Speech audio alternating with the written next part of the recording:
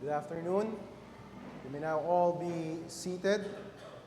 Now we have to commend the government's effort of systematically alarming the Filipinos every time there's a typhoon and other calamity. It's called the NDRRMC Mobile Disaster Alert, and it has been in operation since 2017. However, we must admit that it still needs a lot of improvement because for now, it's still a little bit frustrating because when we receive the SMS alert, we receive it only even 1 hour or even 5 hours late of the actual calamity. The catastrophe has already happened and it has defeated its purpose to alarm the people in advance so they can prepare and evacuate. But imagine the government will really improve the system and the SMS alert starts coming a couple of hours earlier than the forecasted time of calamity. Let's say the estimated time that a typhoon will make a landfall. And it makes the people able to prepare and evacuate. But the thing is, the actual calamity didn't happen. Are we going to be happy because it became early? Or are we going to be frustrated and annoyed because of the inaccuracy of its forecast? Now, as we continue our study of the book of Jonah, which is a prophetic book, ironically, this book, which is prophetic, has only one short prophecy. And guess what? The prophecy never happened. But, as we shall see, Jonah's preaching or Jonah's prophecy is not only a prophecy. It was also a preaching and warning all at the same time.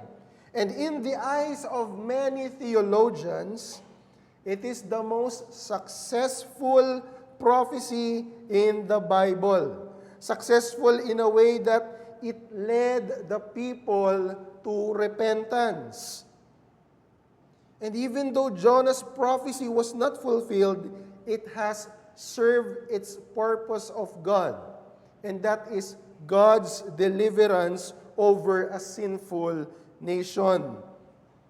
Jonah's prophecy became an early warning to a city's destruction, and it helped the inhabitants to respond speedily.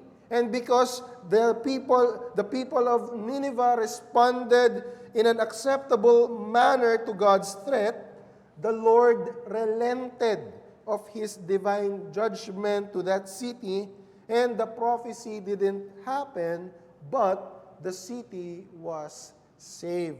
This is what we are going to learn as we read our next topic for our study of Jonah. So would you please turn your Bibles with me to Jonah chapter 3. Jonah chapter 3. This is the word of the Lord. By the way, we will be reading the whole chapter. Then the word of the Lord came to Jonah the second time, saying, "Arise, go to Nineveh, that great city, and call out against it the message that I tell you." So Jonah arose and went to Nineveh, according to the word of the Lord. Now Nineveh was an exceedingly great city, 3 days' journey in breadth. Jonah began to go into the city, going a day's journey. And he called out, "Yet 40 days, and Nineveh shall be overthrown." And the people of Nineveh believed God. They called for a fast, and put on sackcloth from the greatest to the least from the greatest of them to the least of them. The word reached the king of Nineveh, and he arose from his throne, removed his robe, covered himself with sackcloth, and sat in ashes. And he issued a proclamation and published through Nineveh by the decree of the king and his nobles. Let neither man nor beast, herd nor flock, taste anything. Let them not feed or drink water, but let man and beast be covered in sackcloth, and let them call out mightily to God. Let everyone turn from his evil way and from the violence that is in his hands. Who knows? God may turn and relent and turn from his fierce anger so that we may not perish. When God saw what they did, how they turned from their evil ways, God relented of the disaster that he had said he would do to them, and he did not do it. May the Lord be praised for the reading of his holy word. Now, if we understand, chapter 3 is a continuation of further lessons on repentance and God's mercy and deliverance. By this time, we now know that Jonah has learned his lesson the hard way, that he cannot fight nor escape God. He has been crushed by Yahweh's chastisement, but he has been forgiven, restored, and recommissioned by his grace. And now that Jonah has experienced both the judgment and the mercy of God firsthand, not only can he testify of it truthfully, but God has also enabled his prophet to preach his word obediently, passionately, effectively, and now that Jonah understands the mind of God, he is now about to preach it with much urgency. If you will analyze the book of Jonah, there are two parallels here. Chapter 1 and chapter 2 are like parallels of chapter 3 and 4. They reflect one another. The first sin was Jonah disobeying God, but the second sin, chapter 3 and 4, looks upon Jonah now obedient to God. Although I hate to break it up to you, spoiler alert, that Jonah's repentance will be short-lived. But for now, let's appreciate his obedience here in chapter 3. You can see in chapter 2, last Lord's Day, we can see how God demonstrates his holiness and mercy to two kinds of people.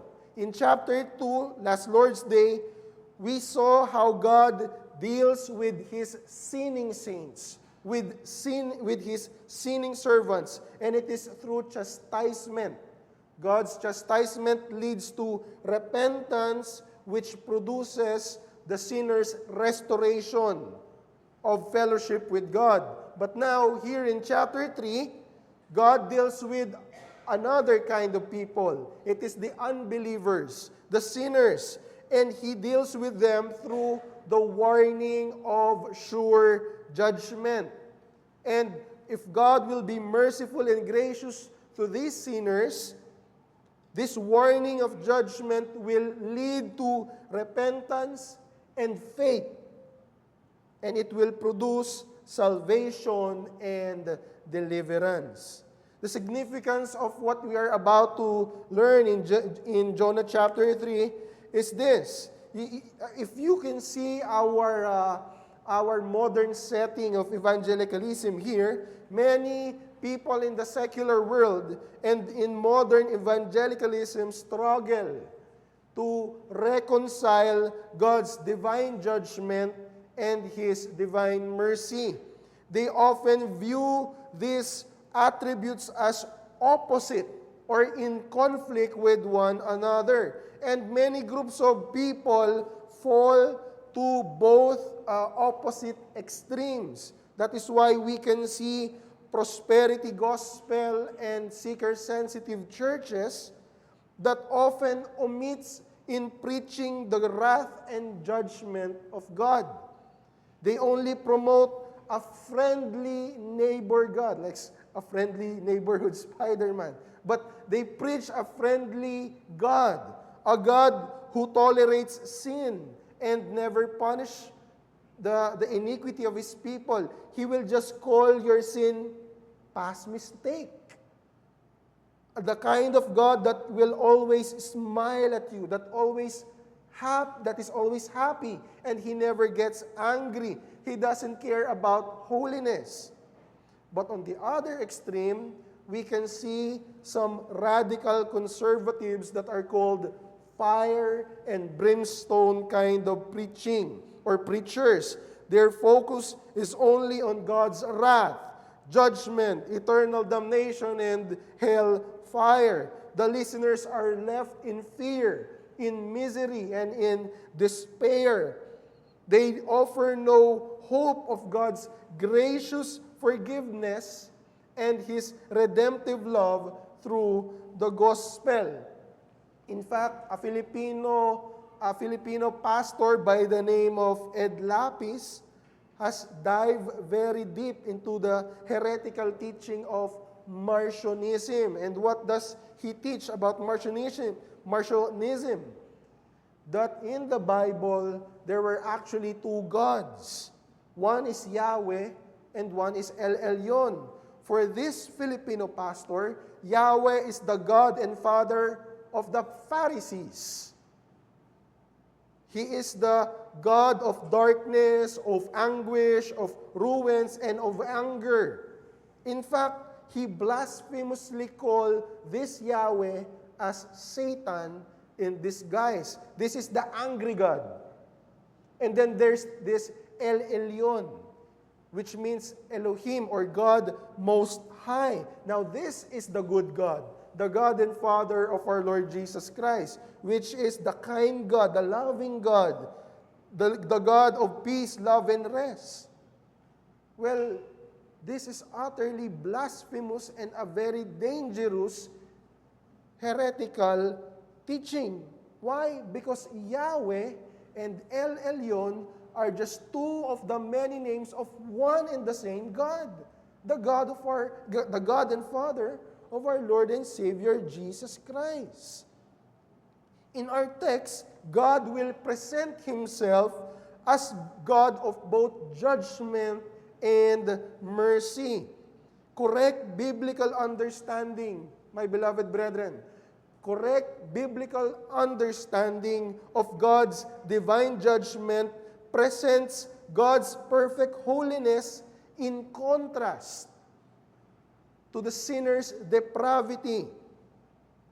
But if God will be merciful and gracious, and He intends to save a people or a group of people, that people will realize the weight of their transgression before God, that they have gravely offended Him, a perfectly just and holy God, but the Lord will not leave them in misery and despair. He will convict them over their sin and will lead them to repentance so that they may know that God is at the same time a merciful and compassionate God. There is a way of being forgiven by God that will all the more magnify our view and appreciation of His mercy and salvation. And this is what is being transpired in chapter 3 of Jonah. That is why the message that I would like to share to us this afternoon is this: that bold proclamation of divine judgment invokes sinners to repentance, which leads them to God's gracious salvation.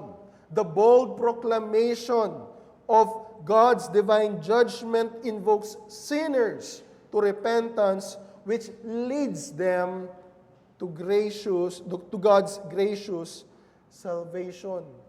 You see, our God, if we will just understand His perfection, His holiness, in contrast to our sinfulness, to our corruption, will really convict us.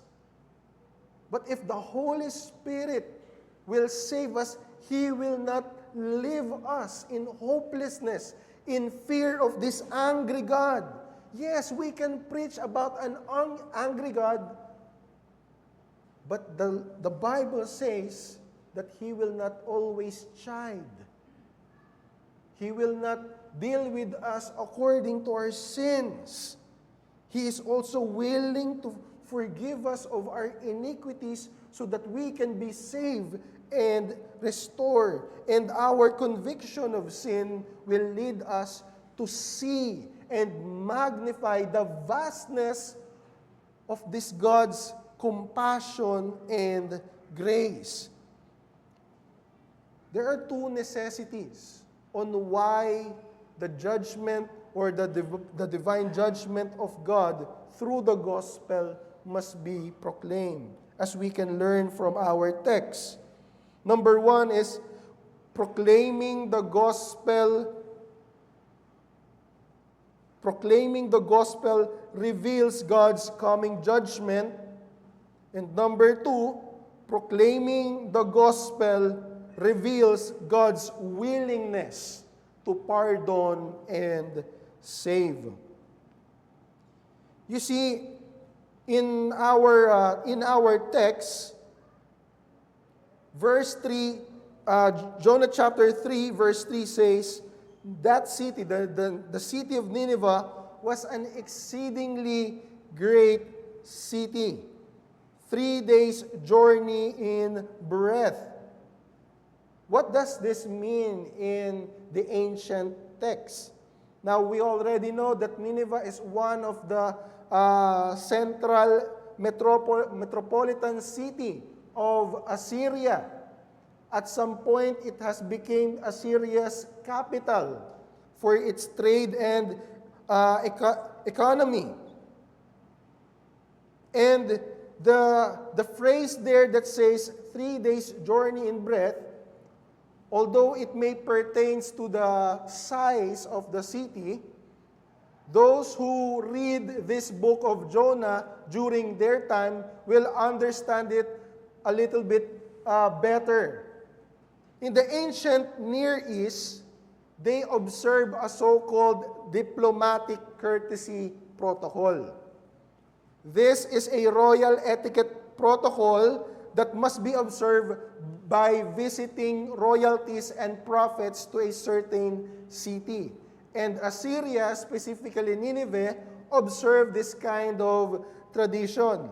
It's a 3-day courtesy protocol wherein in the first day, it is the arrival and settlement of the visitor.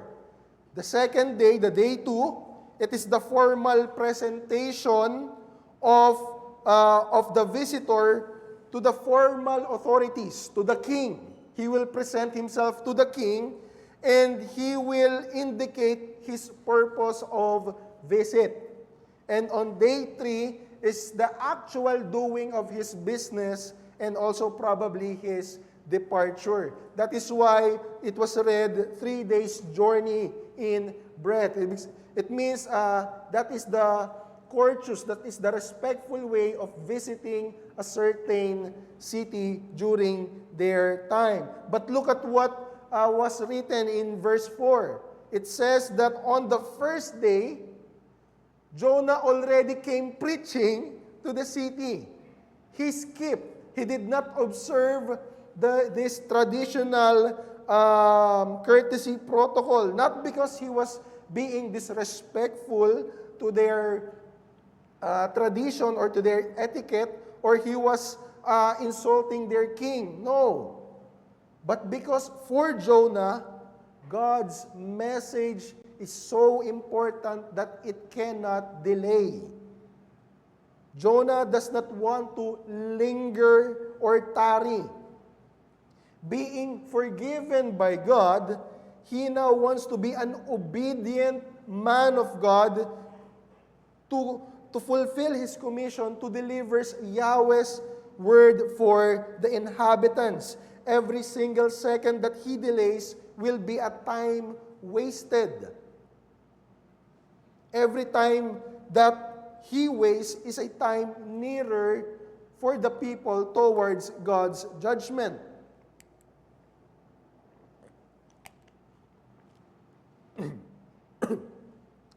So this prophet ignored the etiquette protocol not to disrespect them, but it's because it's due to the urgency, to the importance of the divine message that he was tasked to deliver. Jonah spent the first day preaching God's word of warning. And what was his sermon? He said, "Yet 40 days, and Nineveh shall be overthrown." The tense of the word overthrown here, my beloved brethren, will give us the seriousness of God's anger. Because in Hebrew grammar, the word overthrown here implies that God is already determined to destroy the city. It's like it's saying, your destruction is still scheduled within 40 days, but for me, you guys are good as dead. They must be terrified of this situation. It's like God is saying, your sin is already ripe for destruction. In my mind, I'm already sure to destroy you. So everyone will hear this word of the prophet will have chills to their bone. And another sense of this word is this. It also means to be turned upside down. It's like God will overthrow the city like He will just turn a table upside down. It means no one will survive. Not animals, not humans. No one shall live, no one will remain standing. The point that we can get here, my beloved brethren, is because God's judgment is severe and imminent, the gospel therefore must be preached with urgency. And this is what the prophet Jonah has just expressed. We are now looking at a prophet that has learned his lesson. He has learned the consequence, the gravity of his own rebellion. And he learned that his God, although He is merciful and gracious, He is dead serious. He is not joking. In God's very own self-description of Himself, when He spoke to Moses, He said, "I shall in no wise skip or not punish the guilty. I am merciful and gracious, but I shall in no wise skip in punishing the guilty. He will surely bring down His judgment to the unbelieving world." And one thing that I have learned here, actually I've listened also to Pastor Alistair Beggs, that's why I'm adding his point here. This is what we can ponder, my beloved brethren, and you who are not yet in Christ. Listen to this. One thing we can learn from Jonah's prophetic message is this, that in the midst of our busy lives, in the hustle and grind culture that we have adopted in our society, we must stop. We must take a pause and realize that after all these things are said and done, we will stand before the judgment throne of God. And that day is drawing nearer than we think. Let us not allow our busy schedules, our everyday immediate concern to distract us in preparing for the eternal things.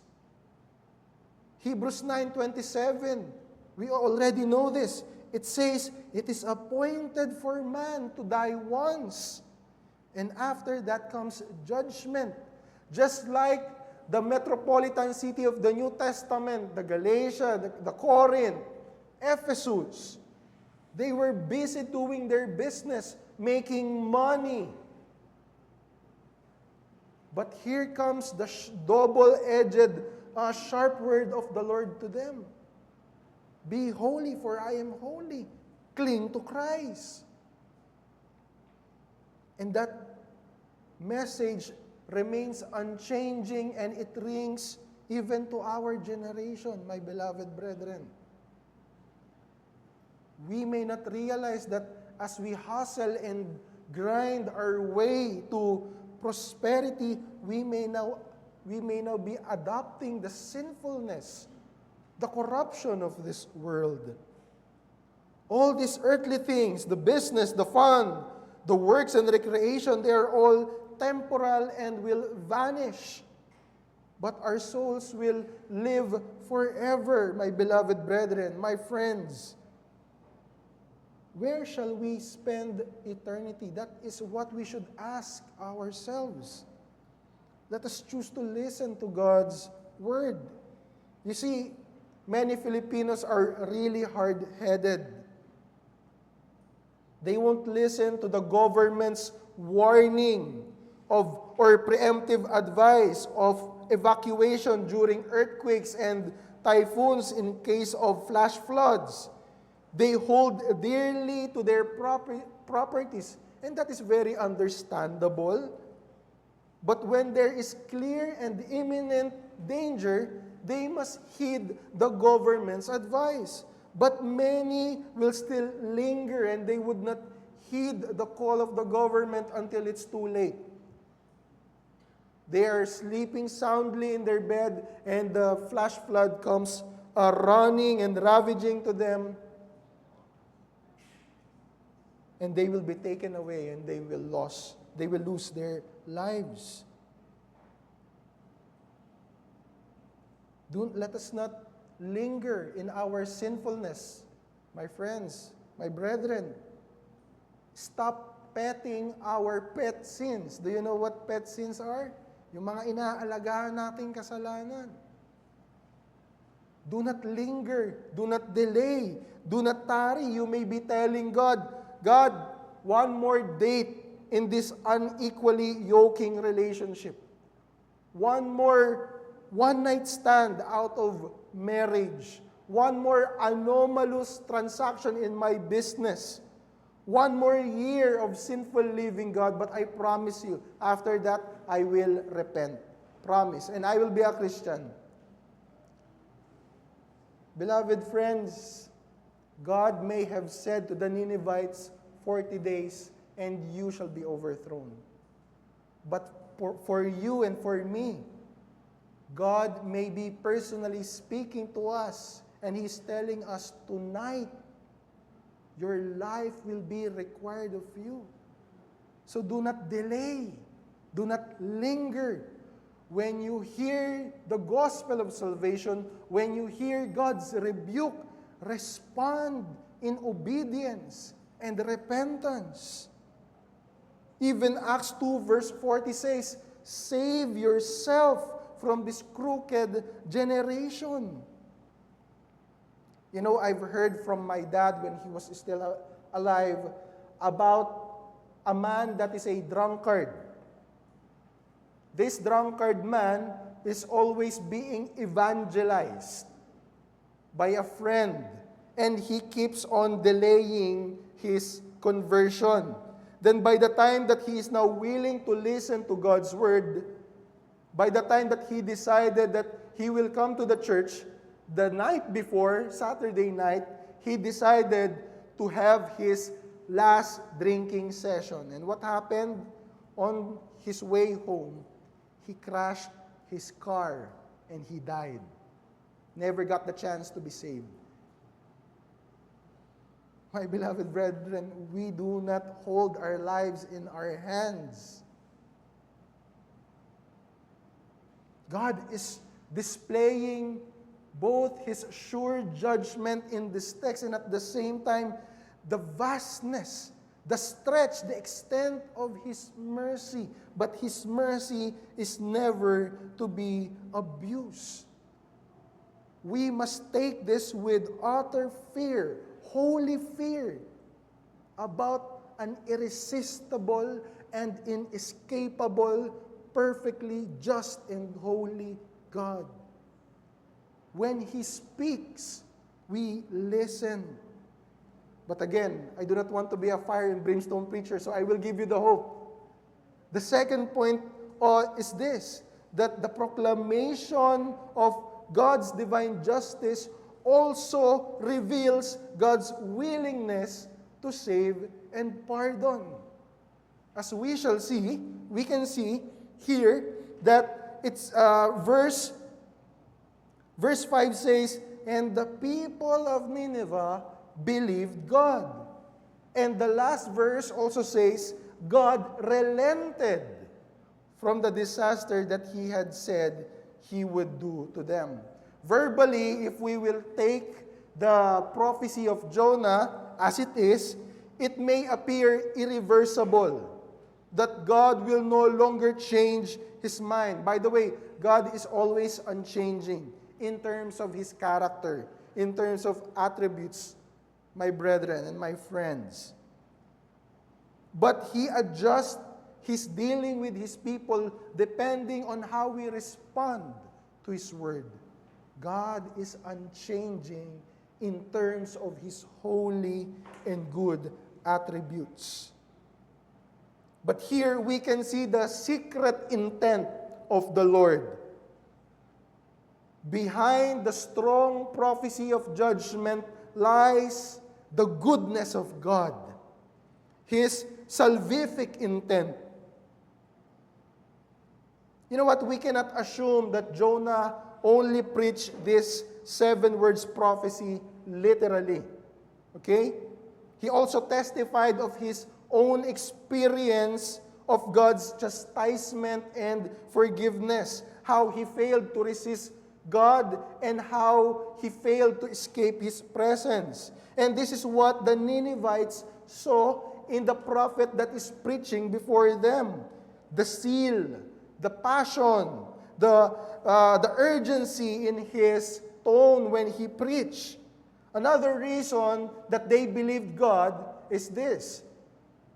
They saw this prophet for the first time, but he preached as if he knew them very well. Why?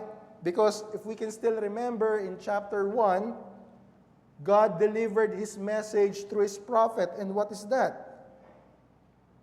God said that their evil, their wickedness, their sin has come up before God. So in reality, the Ninevites realized that God has been looking upon them from heaven all along. That their sinfulness, their violence, their brutality, their idolatry was not hidden from God.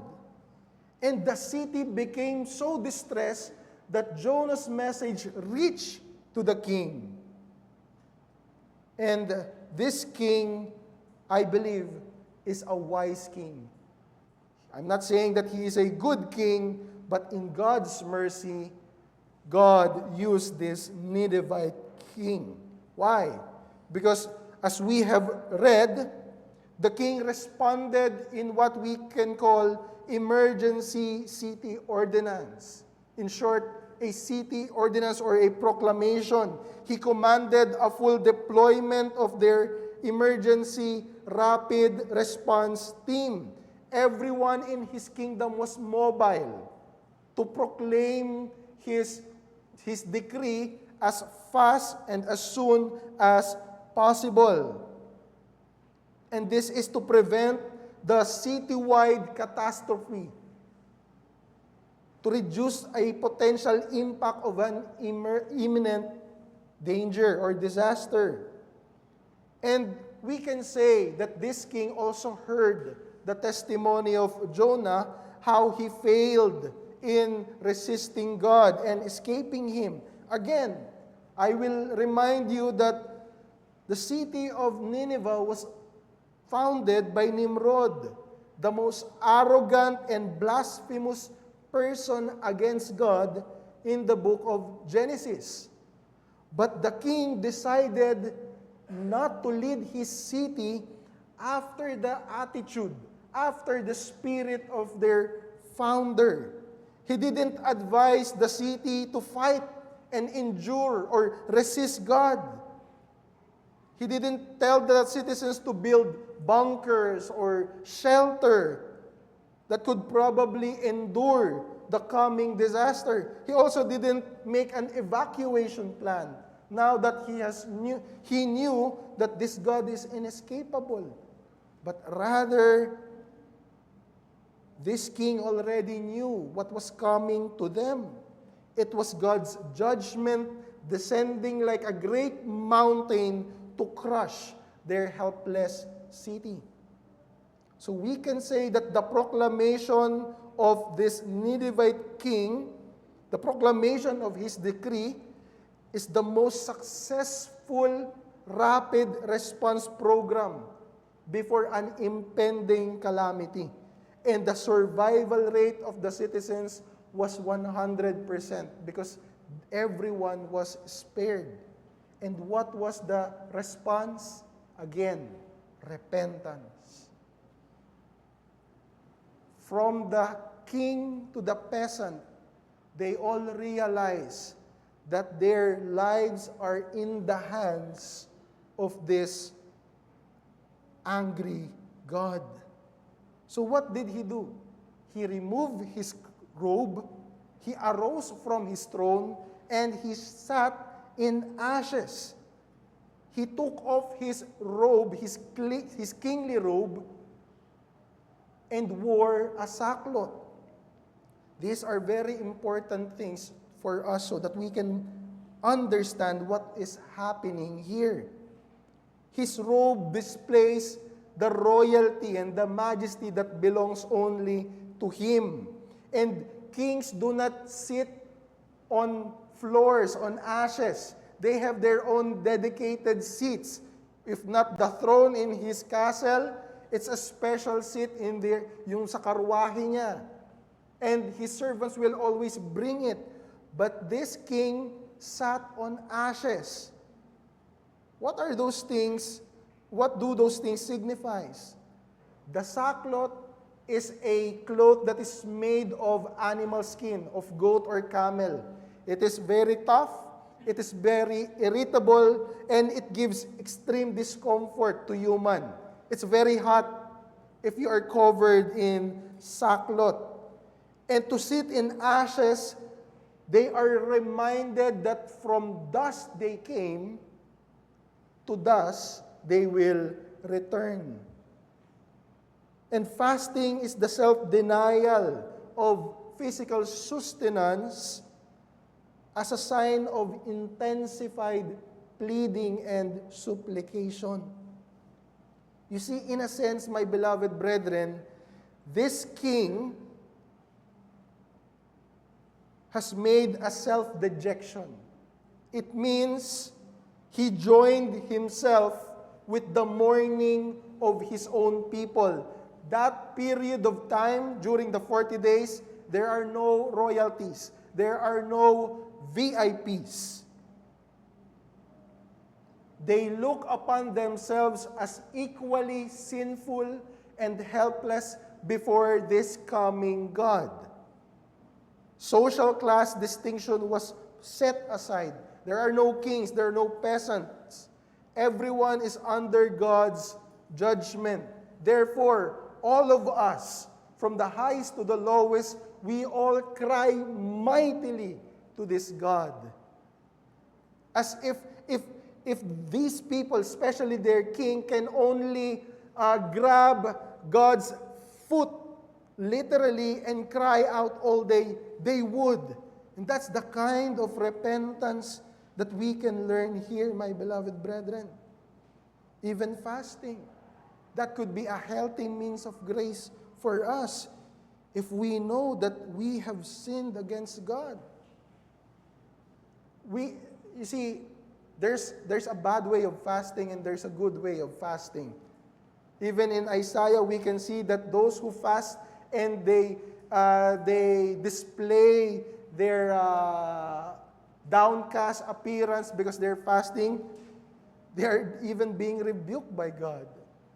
Why? Because despite their fasting, ang nag-uumapaw sa kanila ay masasamang ugali. Pag gutom ka, ng init na ng ulo mo. No. Spiritually led fasting means total humility, total self-humiliation to God. And that is what softens the heart of God. In verse 8, they called out mightily to God.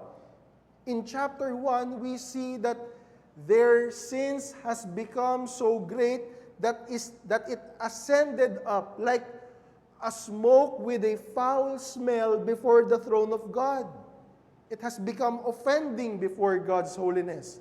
But now, they reverse it so that the one ascending before God is the sweet-smelling aroma of the brokenness of these people, the contrition of their hearts, the ceaseless crying out of God, "Save us, forgive us, for we are a sinful people."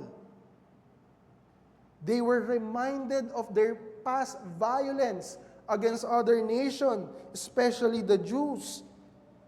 And repentance does not only mean we cry to God, but it is a total turning away from our wickedness. This is the nature. By the way, we can see the nature of repentance in this chapter, my beloved brethren. You see, this king is not a demanding king. He has a royal position, but he did not speak demandingly before God. He said, "Who knows? God may turn and relent." You see, repentance is the best response to God's judgment, but it is never a guarantee.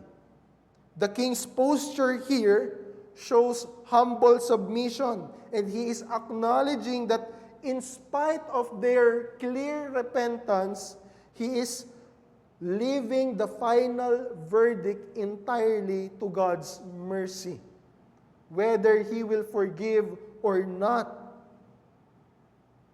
So what if that is the case? Why do we still plead for repentance? Why do we still preach repentance here in this pulpit? Why do we still plead for the sinners to turn from their sins? You know why? Because the same chapter also tells us it's because we repent because of God's good nature.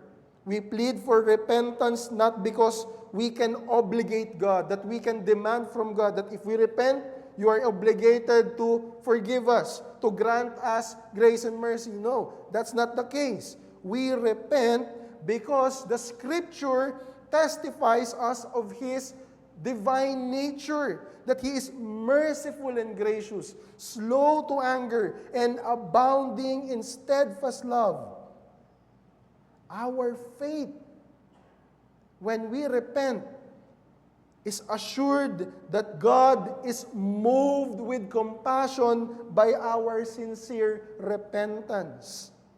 Therefore, He is willing to pardon even the vilest sinners, even the most wicked iniquity. And ultimately, I will just add from this text, my beloved brethren, who makes a sinner to repent? Who really leads a sinner to repent? Of course, we do not disregard the fact that repentance is our obligation. It is the obligation on the sinner's part to respond in repentance. But as we see, come to think of it, Jonah was a first-time visitor to Nineveh. He is a foreigner, a prophet, and then he skipped the courtesy protocol, and on the first day, he comes disturbing the city for the first day, on his first day. What do you think is the logical response of the king? Have him executed, right? But who changed the people's heart? Who changed the king's mind? So that instead of stoning or killing this visiting prophet, they would listen to his word. Ultimately, it is God. Repentance, though it is a necessary response on the person's part, is ultimately God's gift that leads to salvation. And this is where He displays His mercy and grace. He's willing to pardon and save. Acts chapter 11, verse 18. This is when Peter reports the conversion of the Gentiles. It says, when they heard these things, they fell silent and they glorified God, saying, then the Gentiles also God has granted what? Repentance that leads to life.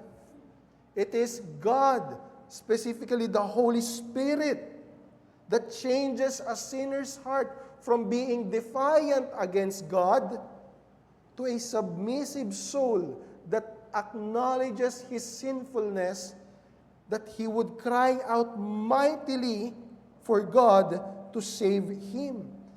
We can now see here that God commissioned Jonah to preach judgment to the Ninevites, but for the very fact that he intended to save them from destruction. He must first present to them their depravity in sin, and it gravely offended him, so that they can be led to genuine repentance, so that he can also show them how much of a gracious and merciful God he is. He is the one who works repentance in our hearts, so he can forgive us, and so that he can withhold his judgment from us, and we be saved. So as a challenge, let us respond in repentance to God's words of warning.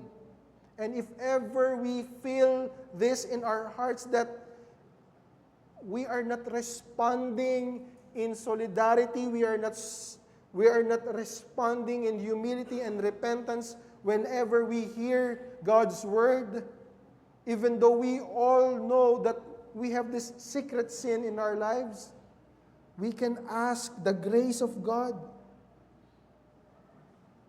We can ask that He can transform us and change us, our hearts of stone to hearts of flesh and spirit that will respond and submit to His gracious invitation, so we can plead for forgiveness and experience His salvific grace.